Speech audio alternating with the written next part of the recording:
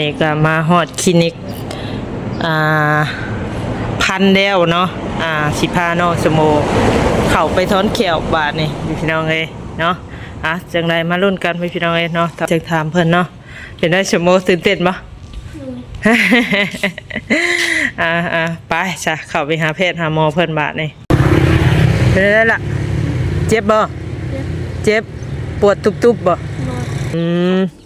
ขอปฏิบัติดังการถอนแขว1กัดผ่ายไว้ให้เน้นกัดไว้อยู่บ่กัดไว้20 หรือ 30 นาทีถ้ามีเลือดหรือน้ำลายให้กลืนคือให้กลืนกินเนาะบาดนี้ ชมโมกลืนกินอยู่บ่บาดเนาะเพิ่นให้กลืนกินบาดนี้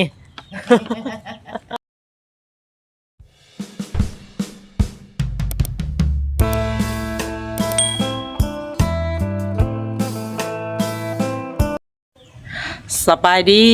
และสวัสดีเด้อผมพี่น้อง FC ปาดุงเบอร์สุคนเนาะวันนี้ก็มาถามความรู้สึกของน้องสมโอแล้วไว้พี่น้องเพิ่นก็ว่าสิไปเนาะเพิ่นบ่ย่านว่าซั่นสิไปถอนว่าซั่นเนาะสิไปถอนเขียวเพิ่นนั่นล่ะก็ถ้าสนวนก็ในกำหนดเงิน500,000 กีบเนาะเพราะว่าได้ผู้ข้อมูลเนาะทางเพจทางหมอเพิ่นก็เอาเล่มละ250,000 กีบว่าซั่นเนาะ2 เล่มก็500,000ว่าซั่นแต่ว่าไปฮอดแพทย์ฮอดหมอแล้วบัดเพิ่นบางหืดบางยาบ่ฮู้ว่าสิตกราคาเท่าใดเนาะนี่เฮาก็บ่ให้คำตอบก็ยังบ่แน่บ่นอนเนาะพี่น้องเอ้ยจังใดก็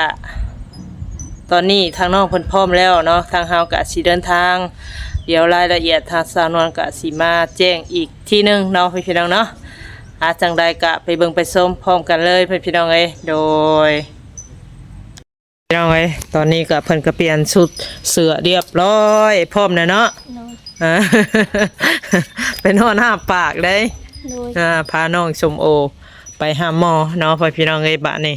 ก็ไปรุ่นกันเนาะว่าเพิ่นสิแก้ไขแนวใดหรือว่าเพิ่นสิแนวใดก็ยังบ่ฮู้เนาะถ้าว่าเพิ่นเฮ็ดไปแล้วก็เพิ่นเฮ็ดให้ตามคือเฮาคิดก็โอเคถ้าว่าเพิ่นเปลี่ยนว่าอาทิตย์2 อาทิตย์โอ้ยเสียเวลาแล้วแม่นอนบัดนี้เนาะใส่ชุดเรียบร้อยโอ้ส่งงามเธออย่ามาเซ่ส่งแม่ค่ะน้องแอลส่งแม่พาน้องชมโอไปหาหมอเพิ่นก็เตรียมเรียบร้อยเนาะจากใดทางเฮากะสิเดินทางก่อนพี่น้องเอ้ยเพื่อไปเพื่อกลับเพื่อพาน้องเพิ่นมาส่งอีกเนาะจังใดก็มาลุ้นกันมานี่แล้วราคุมราคาเนาะสิคือทางน้องชมโอว่าบ่ได้ว่าแนวใดเนาะจังไรกับมารุ่นมาชมน้ำกันพอละฮอดมือหมอพอละพี่น้องเลยไปสายเดินทางเฮา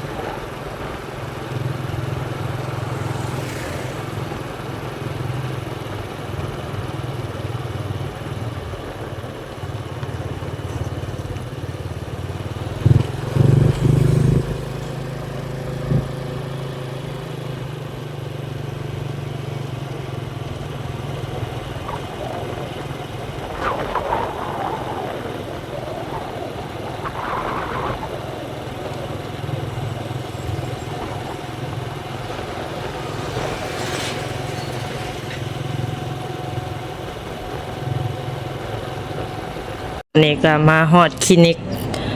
อ่าพันแล้วเนาะสิพาน้องสโม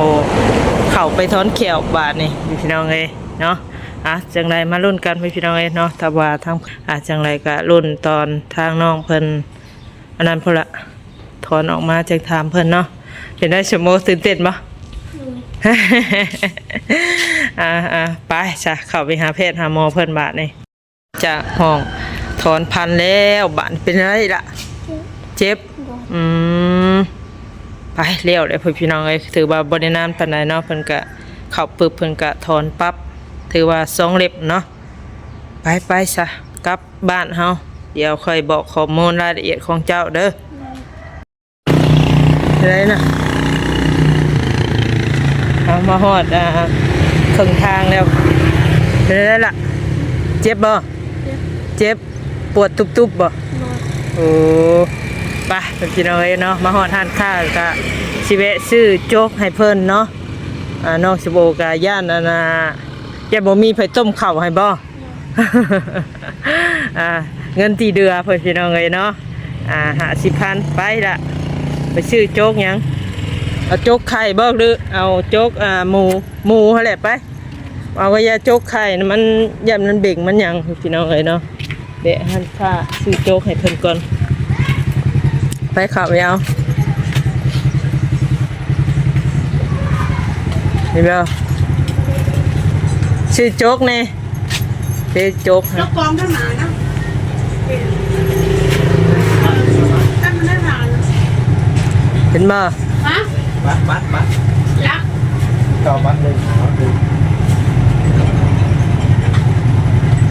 เอาจังอันแพ็คหนึ่งมีจังอันหะเสียเบิดแพ็คก็ได้อีกละ โอ้ย แกะละ มีแต่ตัวแกะบ่ตัวบ่แกะมีบ่ ฮะ อันโจ๊กค่ะนะ ไม่เอาหน่ะเนี่ยตัวโปรแกรมผมพี่ได้นะ โอ้เอาทำนั่นสละ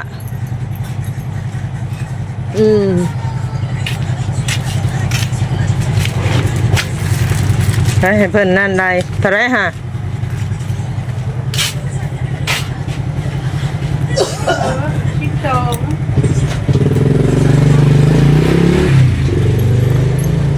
อยากจะ44,000 44 อันนั้น12เฮ้ยอันนั้น12กับ48 จังไหนได้เมค่าเนาะ 48นี่ได้ไหมค่ะอันนี้นะโหดเลย48 เนาะ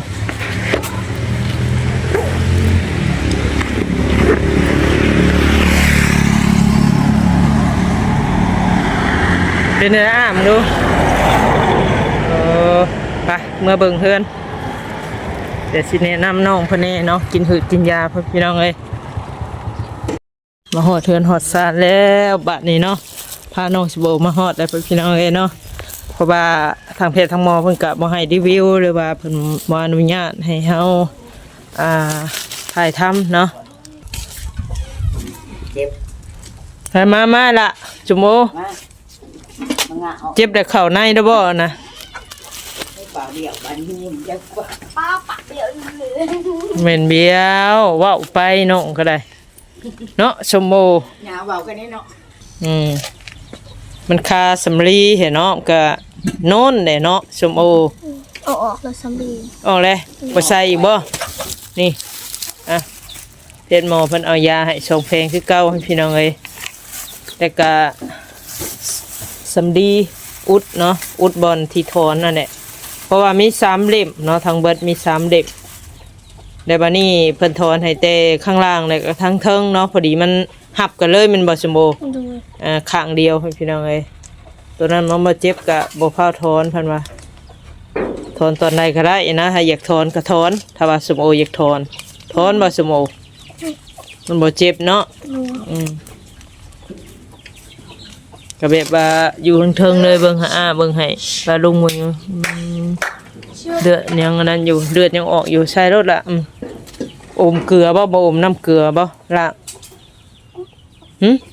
ด่างเลือดออกฮะเจ็บบ่ตอนเพิ่นนั่นเอาออกได้ซะบ่ได้เจ็บ อืมวันนี้เบิดยามึนน่ะเนาะ เลยยังบ่ทัน ฮะ ยังอันนี้อยู่ ยังชาอยู่ โอ้มันย้อนบ่ เลย เบิ่งดูบ่เขียวฮะเขียวเพิ่นถอนออกเบิ่งดูบ่กูเบิ่งแหน่ย่านบ่คือสิเด็มยาวเติบใช้ผู้ยามไปนำน่ะมาน่ะแม่เอื้อยสิบอกหามันเป็นเท่าไรเขียวแมงคือกันมาจากบ่น้องดอดกะหึ เศร้า ว่ามันปากไม่นอนเหล่าเรือนางไก่ยังไม่ไหนนา เท่าไรอันนั้นเมนูอันนั้นเพิ่นว่าชื่อโจ๊กให้แน่เพิ่นว่า เปิดทาง เพิ่นยันกินข้าวบ่ได้เป็นหยังชื่อโจ๊กเพิ่นว่าย่าแม่ย่าบ่ต้มให้บ่โอ้แม่ย่าสิขี้ข้านปานนั้นบ่เนาะยามเจ็บยามเป็นแม่ย่าก็เบิ่งอยู่ละว่าบ่มีเนื้อต้มใส่บ่จักอันก็จักกล่องว่ากินนี่ สี่ 4กล่อง 48,000พี่น้องเอ้ยเนาะถือว่าแพงอยู่เด้อถือกล่องละ10ปลายพันแม่นว่าสมโอ เลย อืม กล่อง12 ถือกล่องละ12เบิ่งดูยาล่ะเพิ่นเขียนไว้ว่าแนวใดน่ะจักอยู่บ่วิธีกินนะวิกินมั่วซั่วได้ อันนี้เป็นบ่ หลังอาหารบ่หรือว่าแนวใดก่อนบ่ ทำอาหาร อ่านเบิ่งดู มีตอนเช้าอันก็มีตอน เช้าเที่ยงแรงบ่ เลย ใช้มีบ่เที่ยงก็เอาไปเด้มีนวนถามเพราะว่าโดย มีแต่ตอน 1เม็ด กับตอนแรง 1เม็ดกับเช้าแรงแม่นบ่ เลย ถือว่าเช้าแรงก่อนอาหารหรือหลังอาหารน่ะ ทำอาหาร อืมแต่เป็นเขียนยังสะใบยังน่ะจดบันทึกเก็บไว้ดีๆเด้อสมมุติว่าเป็นนี่หั่นน่ะ เลย เพิ่นแก้ไขให้นะอ่านมึงดูหาเจียนะเจียวขาวเพิ่นเอาให้มาหา ยันอ่านยังไงว่า อ่านให้ฟังมึงดูเรียนฮอดมมสิได้ก็ป .4 บ่ป .4 ป .5 เด้อ่านมึงดูหะบ่ว่ายังบ่เป็น อ่านไม่ได้ นั่นเดี๋ยว10 บาทนี่คือว่าอ่านเบิ่งหาแม่นว่าสิเบิ่งอ่านบ่ได้บ่เป็นบ่หรือว่าเจ็บแขว เจ็บแขว ข้อปฏิบัติดังการถอนแขวกัดผ่าผายไว้ให้เน้น กัดไว้อยู่บ่ เลย กัดไว้20หรือ30 นาที ถ้ามีเลือดหรือน้ำลายให้กลืน เอ้าคือให้กลืนกินเนาะบาดนี้ ชมโมกลืนกินอยู่บ่เอ้าบาดเนาะเพิ่นให้กลืนกินบาดนี้ เป็นหมอคือแนะนำที่ว่านี่เอ้าชมโมสิกล้ากลืนอยู่บ่บาดนี้ มากกว่าคนเลย คือต้มถิ่มว่ามาหั่นเกิงทางก็ท่มได้เพิ่นให้กลืนนี่ห้ามดูดบาดแผลเจ้าอย่าดูดเด้อ เลย เลือดสิออกเฮ็ดเอง ห้ามปวดบ้วนปาก ไปบ้วนนะบ่กินนี่ ไปบวชแล้ว อ้าวไวเทเนาะบาดนี่ ยังบ้านไหนๆนะ อย่าไปเฮ็ดเด้อบัดนี้เด้อเป็นนวลบอกอยู่ว่าสิอ่านในหันมายันว่า เด้งด่วนออกมาเลยพี่น้องเอ้ยเนาะเพราะว่าเพิ่นบ่ให้ทายก็เลยบ่อยากอยู่นานหั่นนะ ต้มไก่ต้มยายังอยู่เด่น ห้ามบ้วนปาก2เมื่อครบ20หรือ30 นาทีให้คายผายนั้นออกถ้ายังมีเลือดใดอยู่ให้เปลี่ยนอันใหม่กั้นเปลี่ยนแล้วเห็นถูกต้องแล้วกฎระเบียบก่อนเปลี่ยนต้องล้างมือให้สะอาดเพื่อป้องกันการติดเชื้อหลังจากนี้สามารถอย่างน้อบว่าผู้ใดเป็นเวียดนาม โอ้ยเวียดนามมาถามชื่อเด็กคุยพี่น้องเลยให้เปลี่ยนนะก็กัดไว้เด้อเดี๋ยวล้างมือล้างอย่างให้มันสะอาดยันติดเชื้อและสามารถบ้วนปากได้ด้วยน้ำเกลือนี่มีนวลเบาอยู่อมน้ำเกลือเลือดมันยังออกอยู่ให้ไม่ย่าฮะเอาเกลือใส่จอกไว้ มันหน่อยก็เคยถอน มีย่าเคยถอนอยู่กระบอกวิธีร้านเลยบ้วนแล้วก็เด้ออนามัย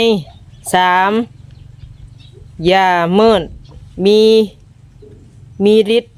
1-2-3ชั่วโมงยามีฤทธิ์เด้ยาที่เจ้าทนแขวนะอาจสิมีฤทธิ์เพิ่นว่ามีฤทธิ์ได้มันมีอันนั้นเด้1-2ชั่วโมงถ้ามีอาการปวด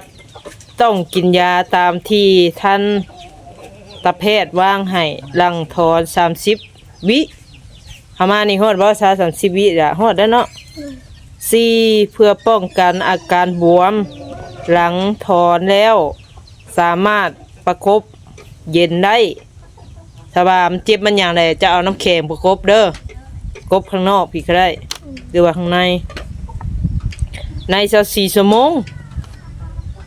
ทำอิฐห้ามสูบยาหรือสูบของเมินเมาภายใน24ชั่วโมงผู้ถือผู้สูบยานี่เพิ่นเตือนซื่อสี่ไปทางนั้นได้บ่ไหนภายได้สูบยาทั้งนั้น 6งดรับประทานอาหารที่มีรสจัดเผ็ดเค็ม7ถูแขวได้ตามปกติและควรถูแขวหลังจากเลือดหยุดแล้วแต่พยายามบ่ให้แปรงถูแขวถึกบริเวณบาดแผลที่เบิ่นถอนเด้อ8ถ้าคนเจ็บเป็นเด็กผู้ปกครองต้อง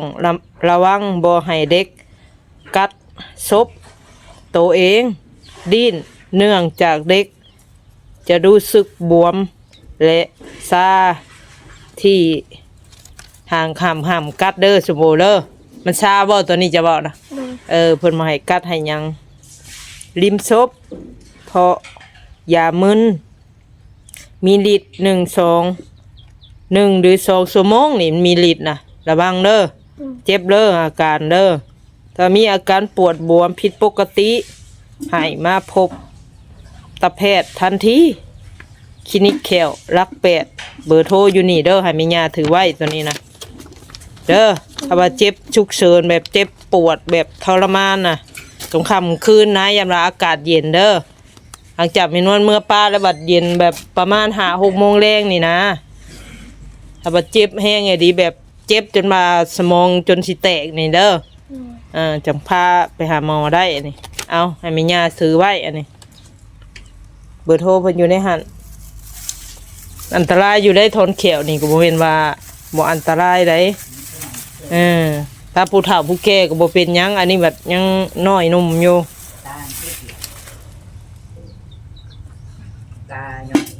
ตาข้ามเลยตาแต่เบื้องนี้นั่นบ่ได้ถอนพี่น้องเพราะว่าบาทเดียว3เล่มบ่ได้เนาะกี่ว่าถ้าว่า3เล่มพร้อมกันเลยนะว่า4ตีเมารวมเลยนะราคาเพิ่นเอาได้แต่2เล่มมันอันตรายเพราะว่า2เล่มก็ถือว่านั่นแล้วเพิ่นว่าเอาสำนี้ก่อนเนาะสมโบ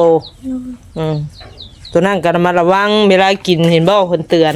ห้ามกินปลาดอกปลาแดกเด้อ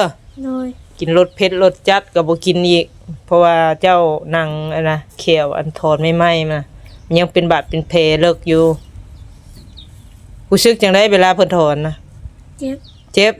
เอาว่าเพิ่นใส่ยามึนอยู่ปวดอยู่หน่อยหนึ่งเวลาเพิ่นจีบมาได้จี๊ดบ่โอ้รู้สึกอยู่ซะเนาะ รู้สึกอยู่เป็นบ่ปวดยาวอยู่บ่หรือว่ารู้สึกแบบนี้ซื่อแบบนี้แบบเฮาขีดมือเป็นนี่บ่มันก็บ่ธรรมดาแหละนะบ่แม่นเจ็บนะรู้สึกนะรู้สึกแบบว่าเพิ่นจับหนังถ้าเดียวนึงได้แป๊บเดียวนึงได้ถอนปึ๊บก็ได้ถอนมันเสียบมันยามันเขาในพวกแขวถ้าว่าอายุอันน้อยกว่านี้หรือว่าเพิ่นบ่ถอนบ่ได้ว่าในใดเนาะเพิ่นสิถามอายุเนาะชั่วโมงโอ้12ปีว่ะแม่นบ่12ปีนะถ้าว่าแม่ย่าชื่อบ่ได้ไปซะจำได้อยู่บ่ปี2000เท่าใดมันได้เกิดของมันปี2000เท่าใดเลย13โอ้ย11ปีมาฮอดละปี2012อีกกว่าเกิด 12 11นี่แหละกว่าเกิด อยู่ในใบนึงก็มีใบเกิดกระมอนจังใบยังอยู่ใส่ไปจัง ก็เป็นเงินทางแม่ยายเด้อล่ะเด้อ โดย ก็จังใดเจ้าก็ขอขอบคุญขอบคุณทั้งเพิ่นนะ ก็ขอขอบคุณทางแม่ยายหลายเด้อที่สุดซอยลูกแขวขน้อยก็ขอขอบคุณนำหลายแม่ยายสรุปสลายมาสังใดก็ขอได้ก็คือละเฒ่าเป็นเฒ่าเด้อคือแม่น้อยคือกันเดี๋ยวเป็นสะพานบุญให้ลูกหลานก็ขออยู่ดีมีแรงสุขภาพแข็งแรงเด้อสาธุ โดยเอามีแต่ว่าพังเบิ่งอาการเจ้าเด้อ โดย แม่นวลก็มาส่งสำนีก็สิมื้อแล้วบัดนี้ออกไปหากินข้าวกินน้ำได้บัดนะ โดย หิวข้าวอยู่ได้นี่บ่ได้กินข้าวเช้าก็สิหิวค่ะบ่ได้พาวย่านสุบโอนั่นนี่เพิ่นกินมาได้พี่น้องเอ้ยก็สิออกไปกินข้าวเปียกพุ่นล่ะเอาจังไดพักผ่อนเด้อพังเบิ่งอาการเจ้าของบัดนี่แม่นวลกับป้าก่อนบัดนี่เอา โดยสบายดี โดยสบายดีโดยเนาะโอเคทางสนวนก็มาส่งน้องเพิ่นทีเรียบร้อยเนาะและก็เพิ่นก็ทางเพศทางหมอก็วางยาให้ทางน้องสมโอกินเนาะเพราะว่าย่านมีอาการเจ็บและก็บวมขึ้นมาเนาะเพิ่นก็แนะนำรายละเอียดเพื่อพี่น้องเอ้ยแต่ว่าทางเพิ่นก็คือว่าแหละเพิ่นบ่ให้ทำคลิปเนาะผมอนุญาตให้ทำคลิปแล้วก็แควเนาะทางเทิงนี่มี1เล่มทางล่าง1เล่มเนาะแล้วก็มี3เล่มมาละทางเบิดเนาะแต่เพิ่นสามารถถอนได้แต่2เล่มเพราะว่ายันอันตรายต่อเด็กว่าซั่นเนาะมันถอนพร้อมกันบ่ได้เพราะว่ามันเจ็บปวดมันว่าเนาะมันอันตรายแน่พี่น้องเอ้ยก็2เล่มพอดีข้างเทิงเนาะแขวเทิงนี่แต่ว่าข้างเดียวกันหั่นแหละแต่ว่าทางเทิงดุมเพิ่นเอานำ1,500,000เนาะแต่ข้างล่างนี่เพิ่นเอานำ2,500,000โดยก็รวมแล้วเนาะเพิ่นเอานำก็450,000กีบเนาะพี่น้องเอ้ยยังเหลือเงินอยู่50,000ก็เลยมาซื้อโจ๊กให้น้องเพิ่น48,000กีบเนาะเพื่อว่าให้ทางน้องสมโอเอาไว้กินเวลาอาการเพิ่นเจ็บอะไรเพิ่นสิบ่สามารถกินข้าวเหนียวได้เนาะโดยก็สรุปแล้วก็ประมาณ500,000เนาะพี่น้องเนาะถ้าสนวนก็พาน้องเพิ่นไปแล้วก็กลับมาอีกเนาะก็กลับไปก็มาก็ประมาณอยู่30กิโลหรือว่า30ปลายเนี่ยพี่น้องเอ้ยเนาะทางไปทางมาจังใดถ้าสนวนก็ถือว่าเสร็จสิ้นแล้วเนาะพี่น้องเนาะภารกิจถอนเขียวให้ทางน้องสมโอโดยจังใดก่อนอื่นก็ขอขอบคุณไปทางแม่ป้าเนาะที่เพิ่นสดชอยทางน้องเพิ่นกลับมาก็ขอให้เพิ่นอยู่ดีมีแฮงเด้อความเจ็บอย่าให้ได้ความไข้อย่าให้มีดัชจะโรคภัยไข้เจ็บอายุมันคนยืนเนาะก็ขอให้เพิ่นสุขภาพร่างกายแข็งแรงล่ะพี่น้องเอ้ยเฮ็ดสิ่งใดเฮ็ดธุรกิจการค้าการขายชีวิตสิ่งใดก็ตามยาเนาะ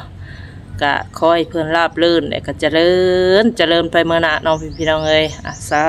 ธุโดยจังใดก็ขอขอบคุณไปทาง FC เช่นกันเด้อที่เข้ามาติดตามและก็รับชมเบิ่งคลิปทางสอนวันแล้วก็อย่าข้ามโฆษณาเด้อพี่น้องเอ้ยจังใดก็เป็นกำลังใจให้กันและกันขอให้เจริญ